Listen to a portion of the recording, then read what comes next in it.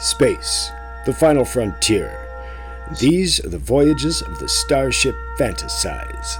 Its 5-year mission to finish a 3-hour tour. A 3-hour tour. Hello once again, or hello for the first time to a haphazard recording. Today, I, your host, Lance Reynard, am going to be covering some information about fossils. About how fossils are made. I'll take a look at a few fossils. Not as many as I'd like to, but it turned to be almost an hour. So I will continue further in another essay. Because, of course, haphazardly I get distracted on a semi-occasional basis. And to sum up some of the things that I am going to be covering in this is the curiosity on how what I've just put out in videos is being reflected politically. You may have seen that starting up now. I think that's pretty strange because in my investigation of fossils and the formation of fossils, I ran across, and I kept these advertisements kept coming up, and they were in direct relation to the videos I was just putting out over the past 2 weeks. So I brought that up too. And we're also going to be covering a little bit about sand fleas and some information about that because of the similarities in their appearance in a lot of the fossilized, and also if we had these around now. So you should find it curious, humorous, and also I'm going to be talking about the dragon in Morocco and using a little Google Earth. So thank you for joining this haphazard production with your host Lance Reynard, and I hope you enjoy what we have. Oh yeah, I didn't mention the huge parrot. They found Squawkzilla. And here's a picture of Squawkzilla. So, off we go into the wild blue yonder. Thanks for joining this haphazard production. And in our investigation of fossils and paleontology, we find a fossil definition in Wikipedia.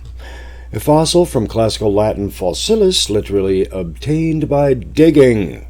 Well, who knew that? Ay, Chihuahua. Is any preserved remains, impression, or trace of any once living thing from a past geological age.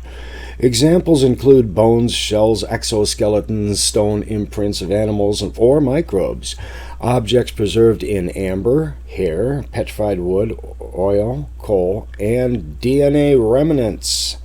The totality of fossils is known as the fossil record. And so I need to get a fossil record player and check it out. Paleontology is the study of fossils, their age, method of formation, and evolutionary significance. Oh man, and evolutionary significance. Where's the one between man and monkey? That skeleton. Let's go find that one. Yeah. Specimens are usually considered to be fossils if they are over 10,000 years old. So if I find a stone boot, that's not a fossil. Okay, that's a mud fossil. All right, let's see. The oldest fossils are around 3. Get out of here with this number. This is, why don't you just say 20 trillion? Give me that crap. I don't buy this, by the way. This timeline stuff. Negatory Montessori. The observation of the 19th century that certain fossils were associated with certain rock strata led to the recognition of geological timescale and the relative and the ability to obfuscate the hell out of things. You might say, well, let's give all of this a chance. No, I'm not going to go into the full huff and fluff and hodgepodge of their fabricated numbers, but I will look at what has been trapped and buried in fluid and soil. And this is what I was actually going through for the processes that lead to fossilization, and not particularly advertising on purpose for anybody. I'm going to zoom this in bit to look at the narrative or the information that is put on here And it appears to be a relative mirror obtained by digging preserved trace organisms, plants that lived in the distant past. The convention is that the fossil predate reckoned human history. There's no, well, see, the whole predate human history, we have fossilized, okay. All right. There's a lot of confusion written in, but these people I don't think are deliberate. They could be. The oldest fossils in the fossil record, 3.5 billion, once again with their wild friggin' numbers. It wasn't until 600 million years ago that toilet paper was invented. Get out. And of course, they didn't say that. It says that complex multicellular life and all this push hokum narrative crap. But, you know, people have a tough time not parroting back what was given to them as truth. Man. So pardon me for not believing all of the hokum, fluff, and hooey. And if you don't pardon me, that's fine too, gang. That is fine too. I will not be pandering and catering as much as in the beginning. I mean, I just was showing some information and I got caught up in caring. Oh man, what a fool. I'm going to get back into just showing some of the curious anomalies that we have here on planet Yadihu. Or plain Yadihu, or whatever kind of existence fabrication you want to put together, because that's pretty much what we're given. So, make up your own. Carbonization. I'm going to get into some more of this information. I'm just, of course, copying these on site and in front of you, and unprofessionally, damn it, and putting them in a folder with a bunch of other fossils. Let's see, molds and casts. When a mold fossil is when the organism decays, leaving an impression in the rock. Oh, much like the mud fossil dragon was a mold cast fossil, as they say. And, of course, like the genius that I show constantly, I had to bring up the Moroccan Dragon. And briefly, I will hop back into the area of the dragon and bring up a particular issue, and that is the obvious one, that if a huge creature or creatures fell here and left impressions, which it appears as if they did, then where's all the information about this body that took, how long would it take a body that large to decay, decompose, and blow away and leave this fossil, or mud fossil or impression in the desert? How long, how many years would the decay take? And then again, it's right here by Morocco. Here, I'll put the, that's been ever since the Morocco Dragon. Everyone's calling it the Morocco, and I have to, callously, because that's what I've been told. And it's, as I just mentioned, the information that we're given is the information that we have to work with. And it wasn't like mainstream science told me there was a dragon over here. But Morocco is actually way over here, which is actually, if you want to go by miles from the dragon center body, it's 130 miles basically. I wanted to mention that in this fossil essay due to the amount of time that it would take, and I don't know, do we blame the people of Morocco for not telling us? Was it a big secret? Where are the stories about this huge thing? How long ago could it have been? And, what's the possibility of the cover-ups? Now, there are stories about a huge red dragon that fell in the desert in Chronicles, and I have heard of them, and I'm not going to look them up. I am going to just mention what I've heard. I know that's hearsay, and I'm not going to take the hours of time it takes to hunt these articles down. You do that.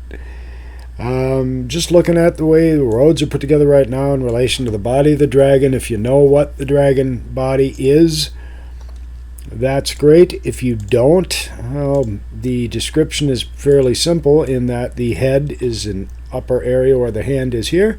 The neck runs along this way.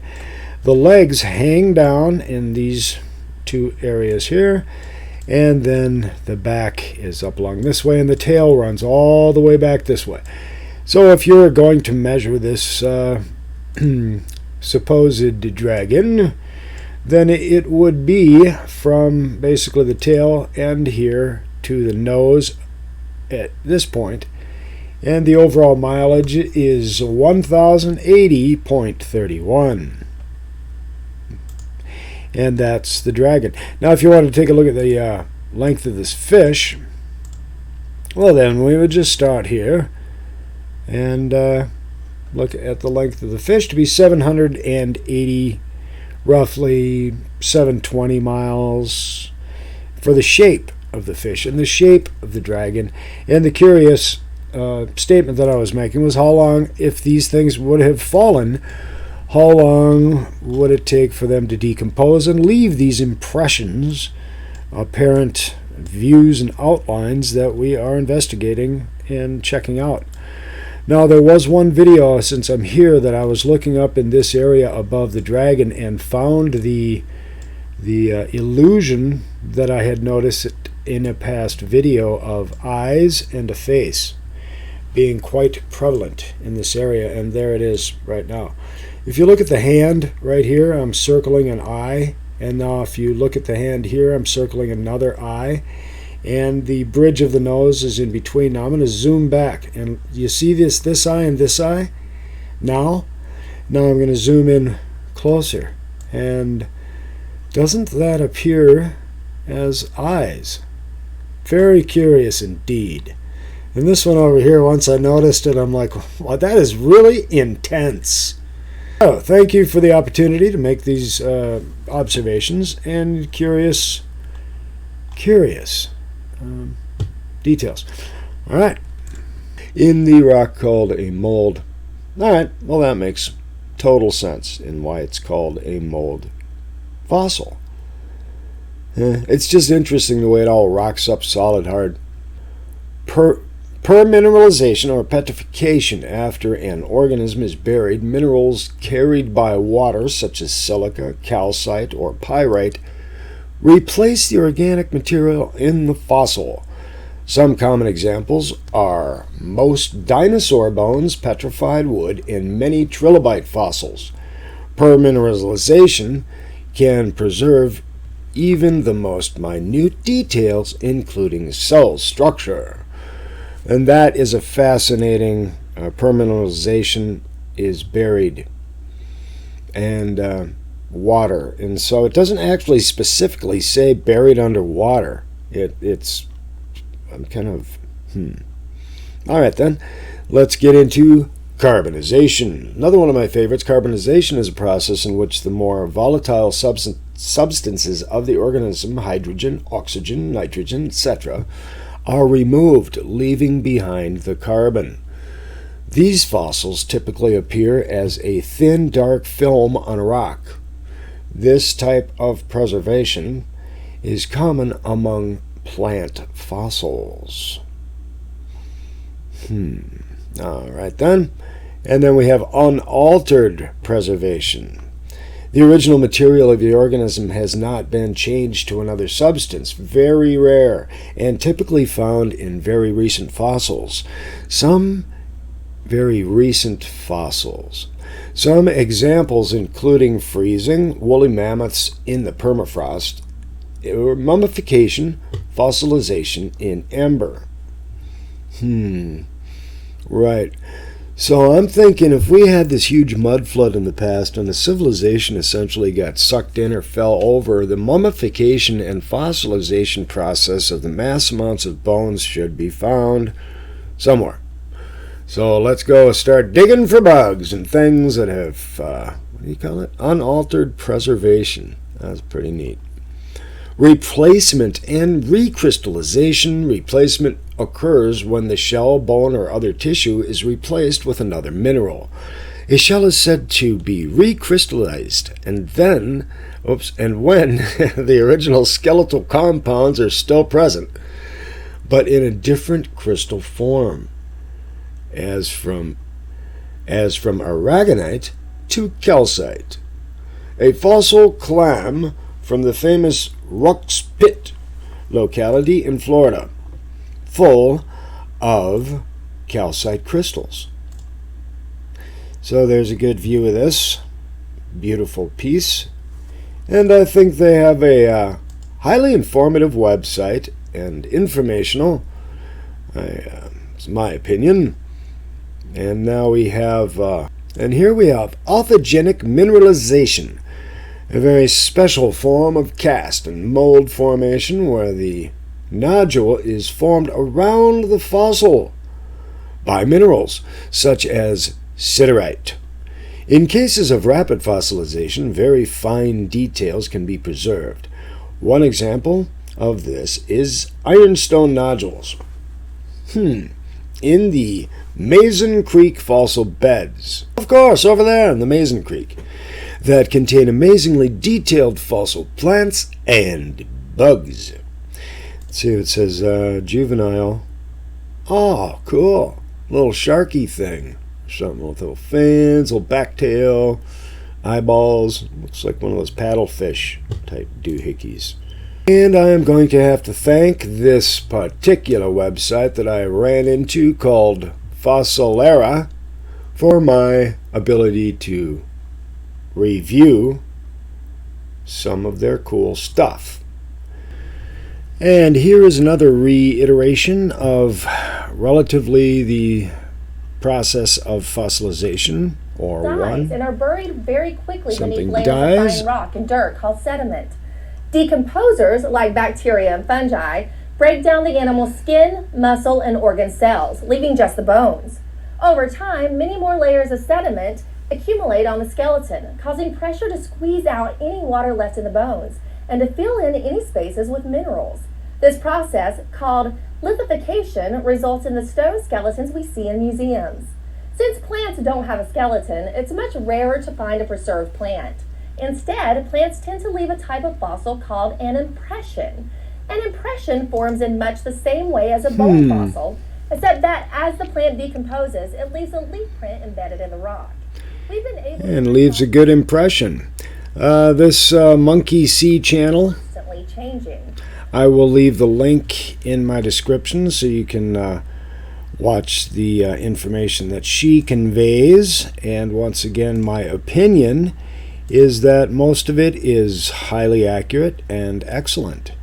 And then you always got to throw in that little bit of We've been able to find fossils that have been buried for millions of years. buried because for the Earth's millions of years. Once again, the timeline narrative in every instance and facet is reinforced, and that is important, that we parrot back everything that is told with a look like we just got shot with adrenaline. Whoopoo! Monkey see. Anyway, I just wanted to have somebody else tell you a little more about lithification because I hadn't covered that quite yet. Thank you, Monkey see, for the looks and the gestures. All right, now I know I'm talking about fossils and I'm not talking about politics, but I'm not going to insult you, but okay, if you've seen any of my past videos recently, it's talking about Lincoln and how Lincoln made a change in America that we should have continued forward, but he got shot in the head, essentially is what I've said in a couple of my past videos. Now, this advertisement for Marianne for president or Congress, or I'm not sure what, I just noticed it, talks about the same thing. That self-is so sophisticated, and I'm here to tell you it's not. Don't you think it's a little odd? And I do, and I think it's right, absolutely in line with what I've been saying. This person comes out and starts Sophisticated at all. Repeating. It's very naive. Very cool. Because the real opponents of our democracy, they're playing with so many cylinders. Now check this This is out. so much more than just defeating a candidate here or defeating a candidate there, because they have so many lined up behind any that we might defeat. No, I'm not a political person. I'm just curious. I'm going through fossil information, and this comes up while I'm looking for the fossil information. And it has been the issue of my past 3 videos, which don't you think is a little... I think it's a little... So I don't know who this person is, but I like the narrative that's written in this. And isn't that's how it's, that's how it's done. But I'm not saying that in a negative way. It's more of a curious detail. The real assault's a systemic assault on our democracy. We need to do more than fight. We need to have a strategy that is something so energetic that has to do with what Lincoln talked about when he talked about a new birth of freedom. Oh, there you go. I was talking about what? We have to override it. And for that, we need an uprising of citizen activism, the spirit of democracy. That's what I've been talking about. With what this country can mean. We need to embrace it, we need to vote ourselves to it, and then bequeath it to our children as other generations have done to us. And the only thing I'm saying different is our world. Don't be bigoted. I mean, people consider that patriotism is so important. Well, look at it. If your patriotism is bigotry, patriotism, it should be a world patriotism, not an individual country, because that way you're separating countries. You're saying, in a recent movie with John Travolta and what's it called, the General's Daughter, I think it's called, and nobody wins a war, and the people that fight wars know we don't win wars. We need to unify and change our... now, I'm going to get back into fossils, but I will get the definitions. What do we do with all our armies? Our armies would then be helping people and supporting and protecting people from... more like natural disasters rather than the person next door, which is the way we have it now. So this is a curiosity that was just brought up by that commercial while I was researching fossils, and so I just wanted to interject that it's curious. All right, now we've got a pretty good idea of what fossilization, calcification, mineralization is, and that's the idea here, is just to get a good idea, to take a look at different specimens, different bones, different fossils, and also to consider the claims of timeline, in that anything older than 10,000 years, so if it's younger than 10,000 years old, it's not a fossil. And these are considerations to ponder, as they say, because of the facts that we find fossils that are modern. All right, so this whole timeline issue and detail has already been disproven. Yes, gang. I mean, just because somebody says I'm the expert and I didn't just say what I said, you've got to stop and think about it. They just said that they didn't say what they just said. I mean, take a look at the absolute evidence and then take a look at what the narrative is. That's what we do as truthers. And here's what is a fossil video, a YouTuber. Just pop in here quick, his first recommendation. Wish I were him, but I don't study fossils. The Khan Academy. I know people that have gone to the Khan, and I agree. It's got some great information in the Khan Academy. So, from what I have understood, I have not through my personal experience.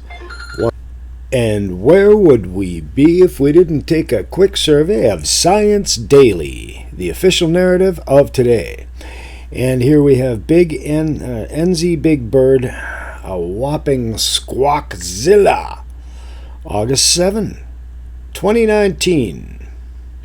Australian paleontologists have discovered the world's largest parrot. Oh my God, no, man! Standing up to 1 millimeter tall. Massive 1 millimeter? Okay, 1 meter. I apologize. 1 meter tall, 3 feet. And for you Americans to crack the first one, let's take a look at this thing. Let's have a quick look and see the whopping Squawkzilla. Squawkzilla. I don't see actually any sort of whole lot of words though. Yeah, thanks for that. I'm sure Squawkzilla's popping in here any minute now. Or not. Paleontologists discovered yada yada woof woof. Well, that's really great. to hear your story. Is that like the story that the Russians said, we got a satellite going around the Earth? I think that's so funny that they just say we did it, and so everyone just everyone just believes they sent up a rocket and that Sputnik was traveling around. It's just like, okay, tell me the story and we'll just suddenly believe it. And okay, I must admit, I have talked to a good number of people all throughout the years on the argument of Sputnik, and the stability of their argument is that you could hear it beeping in a radio frequency or over a frequency all over the world simultaneously. Well, that, frankly, is not an argument for the ball. That is an argument for the other side of the story. However, that isn't an argument. If you can hear something beeping over a radio, that means that it's out there floating in space. That actually just means it's being broadcast, and you're being told and believing by a phone call that all that's up there floating around. And that was the start of it. So let's all just fall for that. I've never been convinced since day one, and I watched the moon landing at the age of 13, and I wasn't convinced on that day. And I recall what I was doing that day for my uncle to give him a new mailbox. So anyway, back into the realities of fossils and the curiosities of what's happening now with our world. So yeah, I don't buy whatever I hear. I like to see evidence, like this huge whopping Squawkzilla. I'm looking forward to seeing the actual images. Whether or not they're fabricated, I don't care. I just want to see them. New species of dinosaur discovered after lying misidentified in fossil vaults. Well, okay, why do we have vaults? For what? Oh man, I'm sorry I'm bringing all this up. I promised I wouldn't go conspiratorial. But we need to lock fossils up. That's just fact. They need to be in vaults. They need to be in cages. They need to be... Well, why don't we use Fort Knox? There isn't any gold in there. Might as well put the fossils in there. A vault for fossils. I'm not going to get into all of the details and rigmarole. Just consider for a moment there's a vault for fossils. And it's all right. When we take a look at fossils, fossilization, and close-ups of fossils, one day this could be you, and I bequeath this unto thee. And there are some beautiful preserved and well-preserved types of fossils. And this is what got me into looking for the sand fleas, because this looks like a modern day, well, not exactly, not really. With that shape in mind, I thought I'd pop into Terminix and look up what sand fleas are. And sand fleas, I used to use these in Florida all of the time to fish on the shore. They're really easy to pick up out of the sand if you know how to look for them. The term sand flea is often used incorrectly to describe a wide variety of insects because their bites and the after effects are similar of many other biting and stinging pests such as fleas, biting gnats, and I've never had any of these bite me. I've picked up thousands of them and handled them, cupped them in my hand. I'll see if I can find better images from here, but I thought because of their shape, how much they look like a... and there was a really huge one found. Now, if you're squeamish, you don't want to see this. This is essentially the bottom of a sand flea. They're kind of creepy looking little buggers, but... Alright, to clear things up a little bit, sand fleas. There are different types of sand fleas. There are the harmless type you can fish with, and there are the blood-sucking, vicious little hoppy things. Now, if you see sand fleas here, sand fleas, see, look at the shape and the look of it. Alright, now look at the sand fleas here. They're totally different with the same name. And these are some of the confiscations. Sand fleas can be really big, but these are not the blood-sucking vicious monster types. Because if they were, this guy's hand would be all bitten up, or your kids couldn't handle them. But these are the kind that are, the bloodsuckers and, fleas. And this is disgusting. I mean, oh, God, sorry I had to show that, but I wanted to let you know that there's a difference in when people say sand flea, what they're actually talking about are these little weird-looking, football-shaped things with legs under sand crabs, sand fleas, or mole crabs. So a lot of people call them sand fleas, but I have this one that I will find and show you. It's a quick look at the old Sanadays. There we go. Giant blood-sucking sand fleas invade. Yeah. These giant bloodsuckers can drain an average-sized man in just a matter of minutes. I've never had them bite me. They're my friends. Let's go ahead and save this image. Take a look at that. Wow.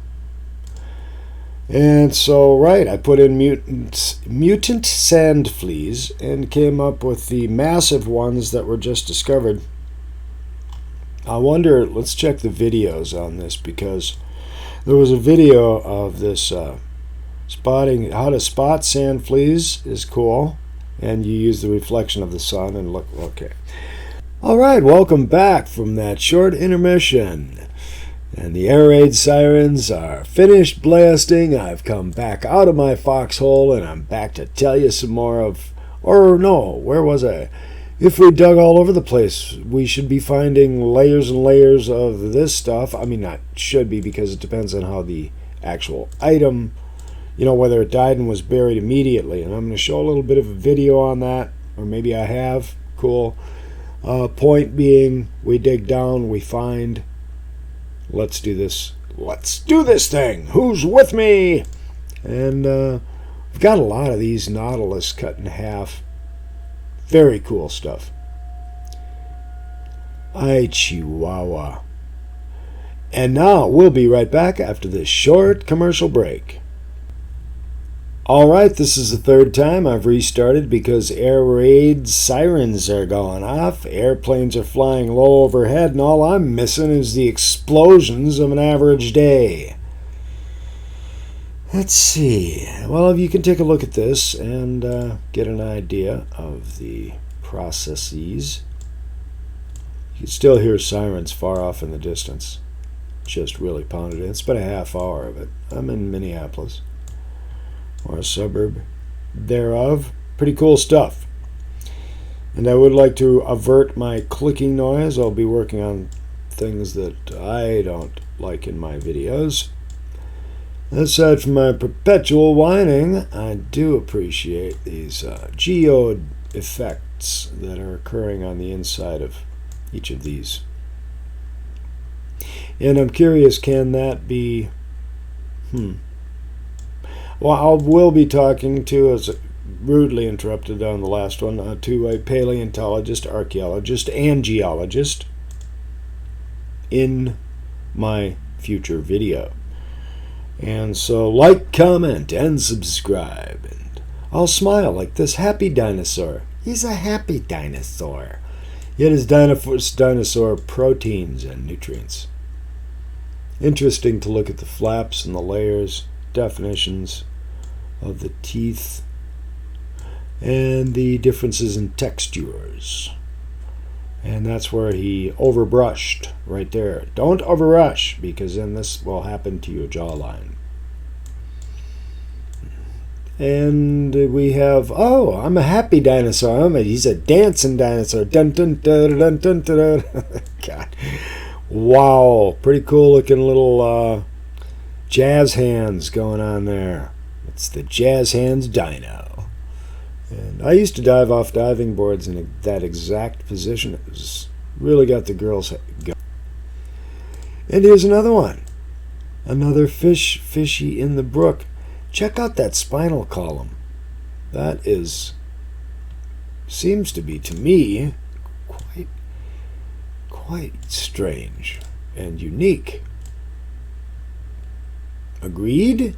Agreed. I would have liked to have caught one of those. And the impression of the eye, I mean, that is a curiosity as well. Something that's soft and subtle.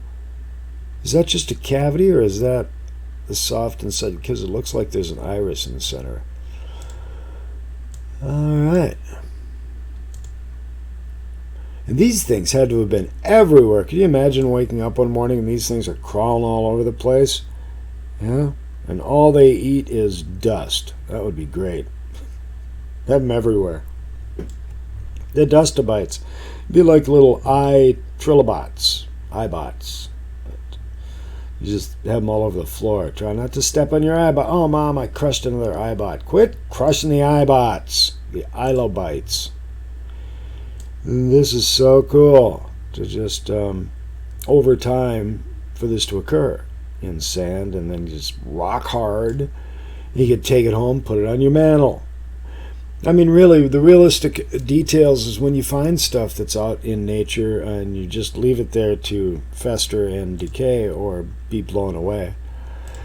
Yeah, it is a debate. And where are the massive amounts of these guys laying all over the place? How far down are they? Where are they located? I mean, there's a couple million under France, or 20 million, or about 50 million, but that doesn't really cover the whole expanse of our place of existence. And these are our fossils, easy for me to say. But fossils were before man. Or these are 10,000-year-old men. Or older. Ha ha, laughing dinosaur. Ha ha ha ha. Very happy dinosaur appearance, illusion, creation. And right, I'm gonna go digging. I didn't mention that. I didn't mention that I will be going out and digging. This is a dog, Mexico dog fossil. Dog that lived before mankind. This is a couple of battling. I think this is from T2. And I'm kidding. Is this real? I think it looks really real and questionable, except very cool looking battle going on. I mean, there's not battling, they just died on top of each other would be the more reasonable conclusion. And the Mexican dog that lived before man, which is how long? I want to just take a closer look at the distance, 10, 20, 30, 40, 50 or more. The bloody red puppy. There you go. Red Baron puppy. Mexico dog. And here's a earlier dog. It looks like the one in, what's the name of that? John Carter from Mars. This is that dog from John Carter of Mars. From Mars. This is a Martian dog. This John Carter probably brought it back in one of his time travels. Because that's all real. This seems to be some form of alligator or something. Maybe not. I don't really see a fin on the extremities here. But that is curious. Just a fossil. Just another fossil. Now, the reason I kept this is that the texture has an illusion, an appearance of a texture of other textures that we see around our universe. And for you to do comparative analysis and analogy for yourself on these textures that we see in fossils and the other textures that we find in other places. Now, you're beating around the bush. I'm talking about the moon. Ooh, there's that creepy, monstrously huge-sized bug. I won't zoom in on it. You get the idea. Giantism, even with little itsy-bitsy things. And then fossilization, and the amount of time fossilization, petrification, mineralization, all those other little izations occur is always something to be considered. And the time frame and timeline. And once again, this could be you. Maybe, if I got buried in the right situation. Now that is cool looking. Now if that were me and I had like my hand up in the air, and then somebody dug me up years later and there I was like this, with my hand up in the air like, one of those antennae, that's pretty neat. I'll take 2. And like I said, these things were everywhere apparently. So that's pretty cool. So it seems like we'd be able to dig anywhere and find some of these things. This is a microscopic close-up of fossilized shards. And it is curious. You can cut a stone, put it under a microscope. And these are some of the things I will be doing, digging these up physically. I'm going out. I'm not asking for your money to do it. I'm going to use my own resources to go out and dig up artifacts. And I know, you can't just walk outside and do it. And I've been trying to prove that in past videos, that a lot of strange things are possible, and I know where to dig, and where I can do it legally. So, we'll talk to you soon. Like, comment, and subscribe. And I will try to stay uplifting, positive, generative, and happy to spread that upon your day. So, thanks for playing. We'll talk to you soon.